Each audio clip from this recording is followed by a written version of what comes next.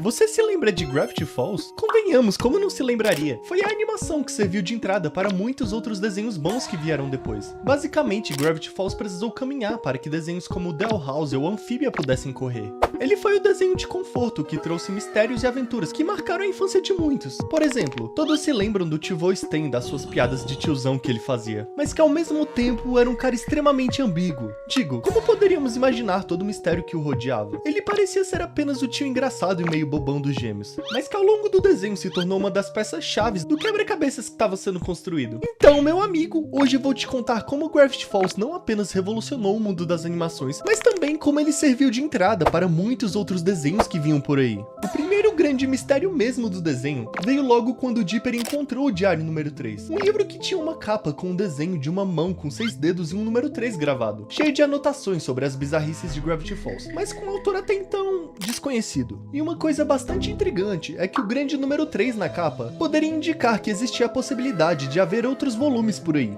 E para nossa surpresa, não demoramos tanto para descobrir que realmente haviam outros, já que o Gideon tinha o Diário número 2, o que foi puro hype para os fãs da época. Mas ninguém poderia imaginar o quanto essa saga de mistérios estava apenas começando. O desenho inteiro era convidativo para a maioria de nós, nos incentivando a ir junto com a Mabel e o Dipper para descobrir ainda mais mistérios. Mas não foi só isso não. Gravity Falls foi um exemplo perfeito de como contar uma história de forma consistente e impactante em um mundo onde animações muitas vezes se perdem no meio do caminho. Não vou me dar o trabalho de citar todas que fracassaram aqui porque a lista seria gigantesca, mas quem sabe não trago um vídeo sobre no futuro. Enfim.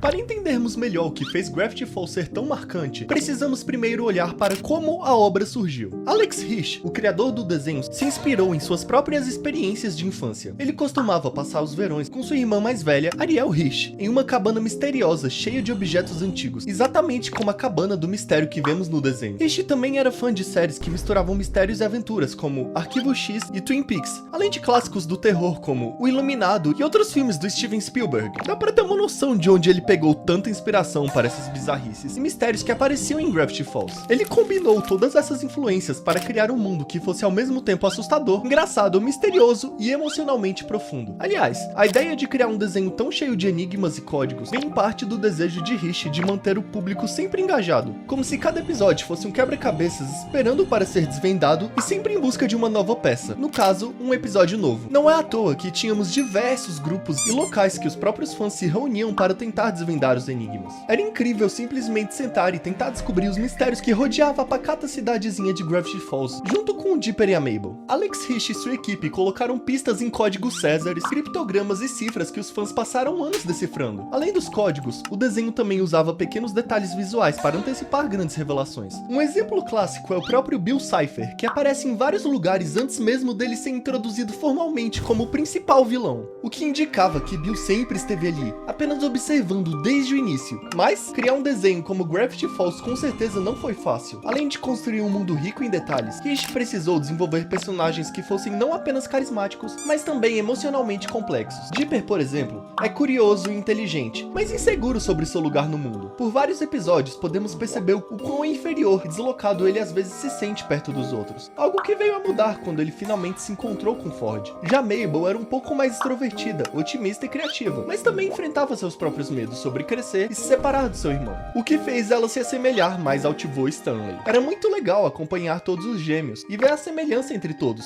e claro, o desenvolvimento deles.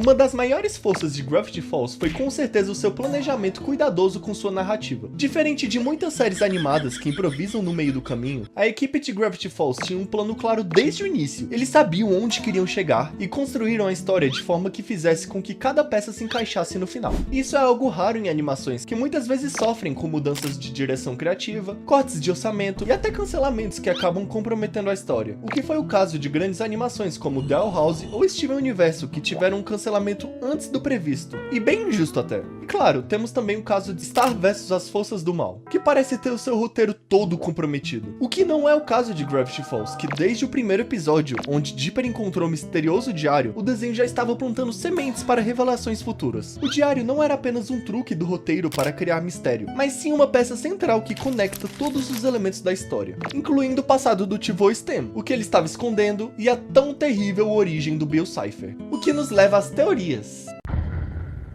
Esse personagem merece com certeza um trecho dedicado a ele, pois representa muito essa ideia de Gravity Falls. Ele é o tipo de personagem que de início pensamos ser apenas outro personagem bobo, mas que depois revela ser muito mais importante. Introduzido como um velho maluco que vive gritando sobre conspirações e monstros, McGucket parece ser apenas um alívio cômico. Mas, como já sabemos, em Gravity Falls nada é tão simples. Já no início do episódio, McGucket parece falar sobre o monstro do lago, uma criatura que ele descreve como perigosa e aterrorizante. Mas no final, descobrimos que ele mesmo havia fabricado o monstro para ganhar um pouco de atenção, o que é bastante suspeito, não? Um velho tão lelé conseguir criar um maquinário tecnológico tão absurdo assim. Já no começo, algumas pistas começaram a aparecer, sugerindo que ele sabia muito mais do que deixava transparecer. E sim, ele sabia. Com o tempo, começaram a surgir teorias em torno do desenho. Uma das mais populares era de que McGucket poderia ser o autor dos diários. Lembra que foi falado mais cedo sobre as doideiras dele? Essa teoria fazia bastante sentido na época. Afinal, o velho parecia saber muito mais sobre as anomalias em Gravity Falls e tinha habilidades técnicas impressionantes. Essa teoria ganhou ainda mais força quando uma imagem vazada do estúdio da Disney em 2013 mostrava McGucket com 6 dedos escrevendo no diário 3. Por um tempo, muitos fãs achavam que o mistério tinha sido resolvido antes da hora, mas não foi bem isso que aconteceu. Na verdade, essa imagem era apenas uma trollagem do criador Alex. Ele sabia que os fãs estavam obcecados com os mistérios de Gravity Falls e decidiu brincar um pouco com eles. Mesmo assim, essa teoria não estava tão longe da verdade quanto parecia, já que, mais tarde, entendemos toda essa conexão com a aparição da Sociedade do Olho Secreto.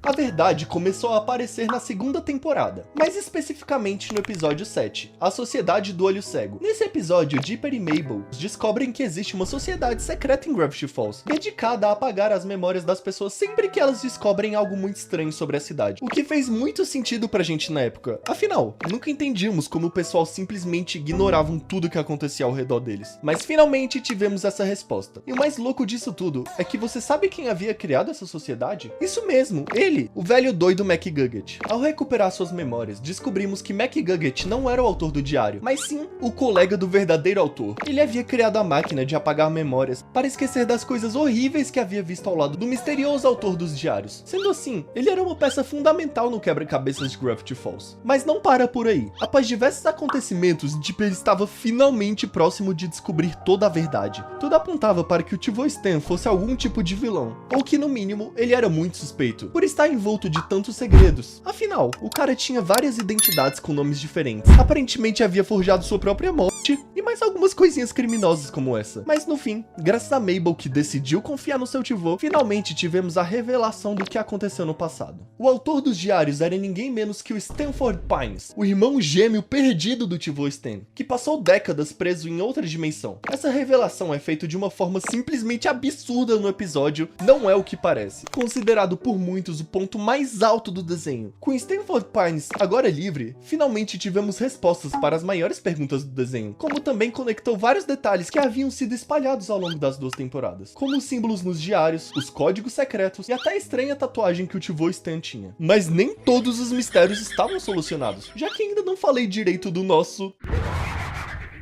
Ele é um triângulo amarelo 2D que usa um chapéu e que tem um olho no centro de tudo. Uma clara referência ao olho que tudo vê e aos Illuminati, que são teorias da conspiração da vida real. Podemos descrever a personalidade de Bill como ele sendo completamente maluco, bizarro e imprevisível. Um toque de humor sombrio e crueldade que torna ele realmente muito bizarro. Alex o descreveu como uma espécie de demônio do caos que não segue nenhuma regra. Tudo que ele deseja é espalhar o caos e a destruição pelo universo. A simples presença dele altera a realidade e as leis da física, mas o que o limita é que ele pertence a outro universo e não consegue chegar até o nosso, não sem uma ajuda de alguém que esteja do nosso lado, seja o invocando através de magia que limita muito seus poderes ou através de um portal onde ele poderia vir de forma física. Se você prestar atenção na abertura de Gravity Falls, vai perceber que o símbolo do zodíaco aparece brevemente, com Bill Cipher bem no centro. Essa introdução rápida já indicava que ele seria teria uma presença fundamental no desenho. A verdadeira origem de Bill é revelada apenas na segunda temporada, quando descobrimos que ele havia se encontrado com Stanford Pines décadas antes. Ford, fascinado pelas anomalias de Gravity Falls, acabou meio que sendo enganado por Bill, que se apresentou na época como sendo um ser benevolente, disposto a compartilhar o conhecimento infinito. Os dois, na época, formaram uma parceria, e pelo que vimos em livros recentes, uma amizade bem mais forte, se é que você me entende. Mas, como podemos imaginar, Bill tinha suas próprias intenções, e Ford eventualmente percebeu que Bill era muito mais perigoso do que parecia, mas já era muito tarde. Bill já havia usado ele para construir um portal interdimensional que poderia destruir a realidade como a conhecemos. Ford tentou reverter o dano, mas acabou sendo sugado para outra dimensão por conta de uma briga que ele teve com seu irmão. Então, tio Voisten tentou desesperadamente trazê-lo de volta, mas enfim, vamos falar um pouco do caos chamado Gravity Falls conseguiu encerrar sua história de forma estrategicamente bem escrita, com o arco Estranhagerdon. Esse final, dividido em 3 partes, mostrou a batalha final, quando Bill finalmente conseguiu escapar para o nosso plano de existência, através de uma manipulação que ele fez com a Mabel, explorando a fragilidade e o medo dela de se separar do Dipper. Após escapar, ele gerou o caos absoluto. Realidade e fantasia se misturaram, o céu se tornou vermelho, e as leis da física foram completamente distorcidas. E não só o Bill conseguiu passar pelo portal, como também outros demônios amigos dele chegaram para espalhar ainda mais caos, para deixar claro quem está no controle. E o que tornou a derrota de Bill tão satisfatória é que ela foi uma consequência direta de suas próprias ações. Ele subestimava seus inimigos, acreditava ser invencível e ignorava as profecias que previam a sua queda. No fim, foi a união dos personagens principais que o derrotou, usando a arma de memória para apagar Bill da existência. Mas mesmo em seus momentos finais, Bill se recusou a aceitar a derrota, dando a entender que um dia talvez ele ainda possa retornar. E você acha que um dia ele poderá voltar? Deixa aí nos comentários para discutirmos um pouco. Pois é, meus amigos, Gravity Falls não apenas se destacou como uma das melhores animações da última década, mas também influenciou toda uma geração de criadores. Séries como Amphibia, O Segredo Além do Jardim e até mesmo The Owl House beberam da mesma fonte de criatividade e narrativa consistente que Alex estabeleceu em Gravity Falls. Foi um exemplo perfeito de como construir uma narrativa, respeitar o seu público e deixar uma marca permanente na cultura pop. E é por isso que, mesmo anos após seu final, ele ainda é lembrado como um dos melhores desenhos já feitos. E você, amigo, o que acha de Gravity Falls? Tem algo que a gente esqueceu de mencionar? Deixe aí nos comentários para conversarmos um pouco. Se quiser nos apoiar com a produção de novos vídeos, considere a opção de dar um valeu demais aí embaixo, ou até mesmo hypar, porque nos ajuda bastante. Mas caso não consiga, não esqueça de se inscrever, ativar o sininho e deixar o like, que também nos ajuda bastante. E